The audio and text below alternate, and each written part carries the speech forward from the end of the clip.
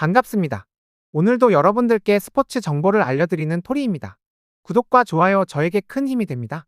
구독과 좋아요 알림 설정 한 번씩 눌러주시면 더욱더 세부적인 정보로 보답해드리겠습니다. 최종 조합픽은 영상 댓글에 기재해두었습니다. 이어서 경기 분석을 시작하도록 하겠습니다. 첫 번째 경기 분석.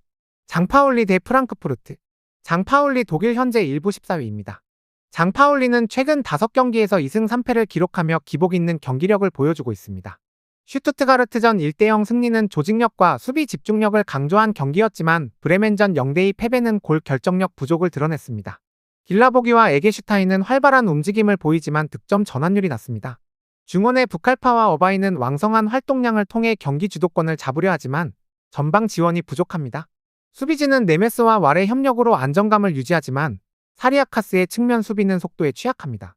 부상자 명단은 길지만 핵심 자원들은 대부분 출전 가능합니다. 프랑크푸르트 독일 현재 1부 3위입니다. 프랑크푸르트는 최근 5경기에서 2무 3패로 승리가 없으며 마인츠전 1대3 패배에서 공격 템포와 수비 집중력의 부족이 드러났습니다. 마르무시와 에키티케는 위협적인 득점력을 보일 수 있지만 중원의 호일룬드와 샤이비가 창의성을 발휘하지 못하면서 공격 기회가 제한적입니다. 수비진은 코우와 테아테가 중심을 잡고 있으나 측면의 크리스텐센이 포지션 이탈로 약점을 드러냈습니다. 주요 수비수 투타의 부재는 수비 안정성에 부정적인 영향을 미칠 수 있으며 원정 경기에서의 수비 불안이 프랑크푸르트의 약점입니다. 결론을 말씀드리 장파울리는 홈에서 강점을 살려 조직적인 경기 운영을 시도할 것으로 보입니다. 프랑크푸르트는 득점력을 바탕으로 전방 압박과 역습을 노리겠지만 최근 부진과 수비 불안정이 약점으로 작용할 가능성이 큽니다. 양팀 모두 공격에서의 꾸준함과 수비에서의 안정감이 부족한 상황이며 팽팽한 흐름 속에서 득점이 적은 경기가 될 가능성이 높습니다. 두 번째 경기 분석. 마인츠 대 보훔. 마인츠 독일 현재 1부 5위입니다. 마인츠는 최근 5경기에서 4승을 기록하며 상승세를 이어가고 있습니다. 프랑크푸르트전 3대1 승리와 바이에른 미넨을 2대1로 제압한 경기는 마인츠의 조직적인 압박과 전환 플레이가 빛난 경기였습니다. 이재성은 중원에서 창의적인 공격 전개를 주도하며 핵심적인 역할을 하고 있고 시에브는 전방에서의 적극성과 결정력으로 상대의 수비를 흔들고 있습니다. 수비진은 카시와 옌츠가 안정감을 제공하며 상대의 공세를 효과적으로 차단하고 있습니다. 다만 부르카르트와 아미리의 결장은 공격과 중원의 깊이에 영향을 줄 수 있지만 대체 자원의 퍼포먼스가 이를 충분히 보완할 가능성이 높습니다. 보훔 독일 현재 1부 18위입니다. 보훔은 최근 3연승으로 반등세를 보이고 있지만 전체적인 수비 안정성이 부족한 모습을 보이고 있습니다. 호프만은 전방에서 득점 기회를 창출하며 팀 공격의 중심을 맡고 있으며 브로신스키와의 연계 플레이도 날카롭습니다. 중원의 베로와 시소코는 강한 피지컬을 앞세워 경기 주도권을 가져오고 있습니다. 그러나 측면 수비의 불안정함은 여전히 약점으로 마인츠의 빠른 측면 공격을 효과적으로 방어하기 어려울 가능성이 있습니다. 원정 경기라는 점도 보훔에게 부담 요인으로 작용할 것입니다. 결론을 말씀드리면 마인츠는 홈 이점과 최근 경기력에서 우위를 점하고 있으며 조직적인 압박과 이재성을 중심으로 한 공격 전개가 보훔의 불안한 수비를 공략할 가능성이 큽니다.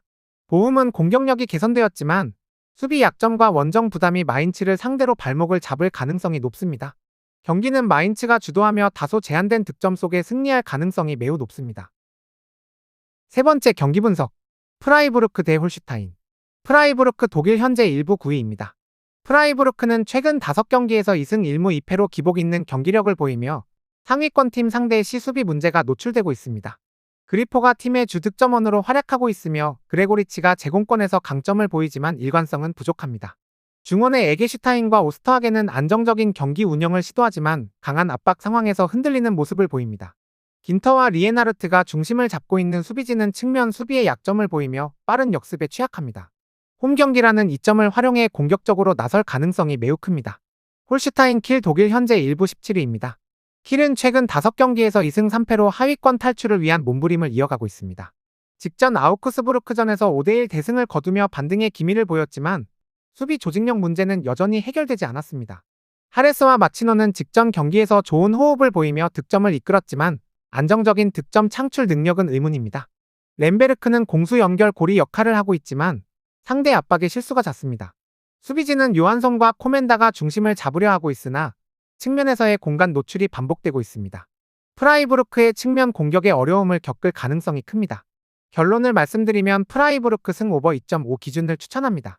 프라이부르크는 홈 이점을 활용해 공격적으로 나설 가능성이 크며 킬은 빠른 역습을 통해 반격을 시도할 전망입니다. 양팀 모두 수비에서 약점을 보이고 있어 다득점 경기 가능성이 높습니다. 네 번째 경기 분석. 하이덴하임 대 유니온 베를린. 하이덴하임 독일 현재 1부 16위입니다. 하이덴하임은 최근 5경기에서 승리가 없으며 대량 실점을 반복하며 수비 문제가 두드러지고 있습니다. 공격에서 카우프만과 콘테가 활발히 움직이고 있지만 결정력 부족과 피어링거의 결장이 득점 루트를 단조롭게 만들고 있습니다. 도르시는 중원에서 분전하고 있으나 파트너십의 약점이 드러나며 경기 전개가 매끄럽지 않습니다. 수비진은 마인카와 김버가 전환 플레이에 취약한 모습을 보이며 골키퍼 밀러의 부담이 커지고 있습니다. 홈에서의 빠른 압박과 활동량이 승부의 변수가 될 수 있으나 경험 부족이 큰 한계입니다. 우니온 베를린 독일 현재 1부 12위입니다. 우니온 베를린은 최근 1무 4패로 극심한 부진을 겪고 있으며 수비 붕괴와 마무리 부족이 문제로 지적되고 있습니다.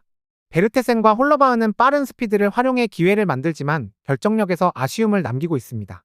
케디라의 부재로 셰퍼의 중원 장악력이 약화되었으며 보우트와 두키의 수비 조합은 안정적이지만 풀백 스코프와 로테가 제공하는 공격적 기여가 수비 공백으로 이어지고 있습니다.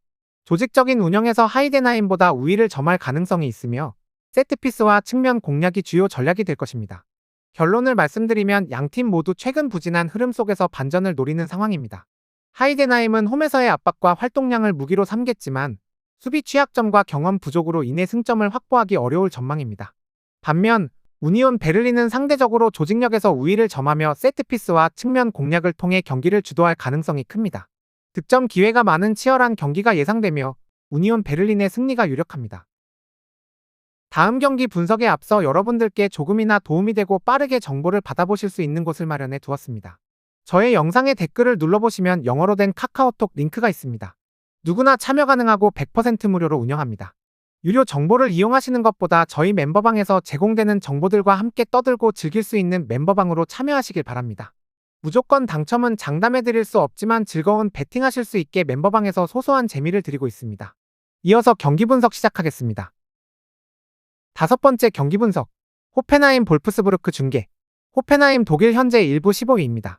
호펜하임은 최근 5경기에서 승리를 기록하지 못하며 부진한 흐름을 이어가고 있습니다.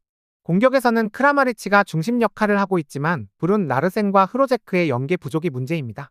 중원의 스타우와 사마세쿠가 공수 전환의 핵심이지만 상대 압박에 약점을 드러내며 전방 연결이 끊기는 경우가 많습니다. 수비에서는 카박과 프레멜의 부재로 조직력이 약화되었으며 골키퍼 바우만의 선방에도 불구하고 불안한 모습을 보이고 있습니다. 전반적인 팀 기량과 경기력의 약화로 홈 경기에서도 큰 이점을 살리기 어려워 보입니다. 볼프스부르크 독일 현재 1부 11위입니다. 볼프스부르크는 최근 5경기에서 3승 2패를 기록하며 공격적으로 활발한 모습을 보이고 있습니다. 토마스와 아무라는 날카로운 득점력을 보여주며 측면 공격수 비머는 크로스와 드리블로 상대 수비를 흔들고 있습니다. 중원의 아놀드와 다르다이가 안정적인 경기 조율과 공수 지원을 제공하며 공격의 중심 역할을 합니다. 그러나 수비에서는 세트피스와 측면 공간 허용이 약점으로 드러났습니다. 원정 경기에서 수비 불안이 추가적인 부담이 될 수 있지만 공격력의 우위를 통해 경기를 주도할 가능성이 높습니다. 결론을 말씀드리면 양팀 모두 수비 불안과 공격력의 기복을 보이고 있어 다득점 경기가 예상됩니다. 호펜하임은 부상으로 약화된 전력과 공격진의 기복이 문제이며 볼프스부르크는 원정 경기라는 점이 부담으로 작용하겠지만 빠른 전환 플레이와 공격진의 활약으로 이를 상쇄할 가능성이 큽니다. 결국 볼프스부르크가 공격력의 우위를 바탕으로 승리할 가능성이 높습니다.